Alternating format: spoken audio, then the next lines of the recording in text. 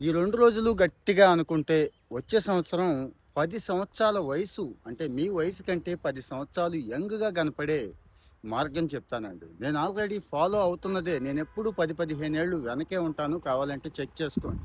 ఈ అవకాశం అందరికీ ఉందండి. నా మాట నమ్ముతారా? వింటారా? నమ్మండి, వినండి, పర్వాలేదు. ఎందుకంటే ఇందులో బూతులేమీ లేవు కాబట్టి. మీకు తెలుసు బయోలాజికల్ ఏజ్ అనే ఒక కాన్సెప్ట్ ఉంది. ఏజ్‌ని వెనక్కి తెచ్చుకోవచ్చు. బయోలాజికల్ ఏజ్‌ని వెనక్కి జరుపుకునే అవకాశం ఉంది. దీనికోసం వాడెవడో కోట్లు కోట్లు ఖర్చు పెడుతున్నాడు. మందులు, మాకులు మింగుతున్నారు కొంతమంది. విపరీతమైన డైట్ చేసేస్తున్నారు. విపరీతమైన ఎక్సర్సైజ్ చేసేస్తున్నారు అంటున్నారు కదా! అవేమీ లేకుండానే నేను ఆల్రెడీ 10, 20 ఏళ్ల నుంచి ఫాలో అవుతున్న టెక్నిక్ మీకు ఈ సంవత్సరం చెప్దాం అనుకుంటున్నాను. ఈ 2 రోజులు మీరు గట్టిగా ఆలోచించి, ట్రై చేసి, గట్టిగా ఫిక్స్ అయ్యి వచ్చే సంవత్సరంలో చేయగలిగితే, ఎందుకంటే 25, 30 ఏళ్లకే 40, 50 ఏళ్ళలా కనిపిస్తున్నారండి. ఆడవాళ్ళైతే ఇంకా ఘోరం పాపం. సో నాకైతే అయ్యో పాపం అనిపించింది. కానీ పైన చూడండి, అటు చైనా కానీ, జపాన్ కానీ, ఈవెన్ యూరోపియన్ కంట్రీస్లో చూడండి, వాళ్ళు ఎంత బాగుంటారో. 70, 80 ఏళ్ళకు కూడా వీళ్ళకి 50, 60 ఏమో అనిపించేంత ఫిట్గా ఉంటారు, హెల్తీగా ఉంటారు కదండి.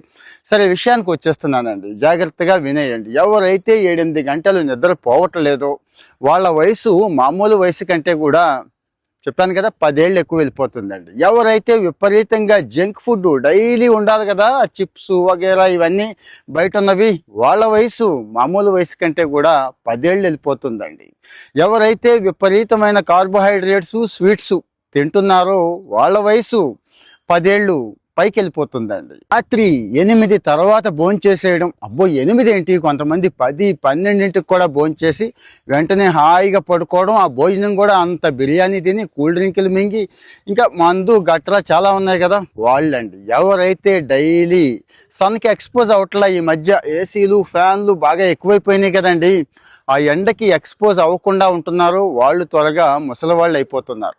ఎవరైతే ఏ వర్కౌట్ లేకుండా ఆహా హాయిగా ఉన్నాం కదా, మన జీవితం మనకంటే సుఖమైన జీవితం ఉందా అనుకుంటున్నారో వీళ్ళు 10, 15 ఏళ్ళు ఎక్కువ కనిపిస్తున్నారండి. ఎవరైతే నిరంతరం ఒత్తిడి, పనికిమాలిన ఒత్తిడి, ఇంట్లో దగ్గర నుంచి ఆఫీస్ దాకా ఎప్పుడు ఏదో ఒక టెన్షన్లో ఉంటారండి. కొంతమందికి అయితే ఊళ్ళో అన్నీ కూడా వీళ్ళకే కావాలి, ఊళ్ళో పులిహార అంతా కూడా వీళ్ళకే కావాలి. వాళ్ళు వయసు కన్నా 10 ఏళ్ళు ఎక్కువ కనిపిస్తున్నారు. ఇక ఫైనల్గా సోలోగా ఉండటం చాలామందికి తెలియట్లేదు. దాన్నే ధ్యానం అంటారు, లేకపోతే ఇలా ప్రకృతి అంటారు. అంటే సోలోగా ఉండి మనలో మనం రమించడం అంటారు. ఆ ధ్యాన ప్రక్రియ అంటే, మళ్ళీ గుర్తు చేస్తున్నాను, ప్రకృతిని ఎంజాయ్ చేయడం, మనం మాత్రమే ఉండటం, హాయిగా ఉండటం. చేయట్లేదు, వాళ్ళ వయసు ఎక్కువ ఉంది. కామెంట్లో మీ ఒపీనియన్ చెప్పండి. ఇవన్నీ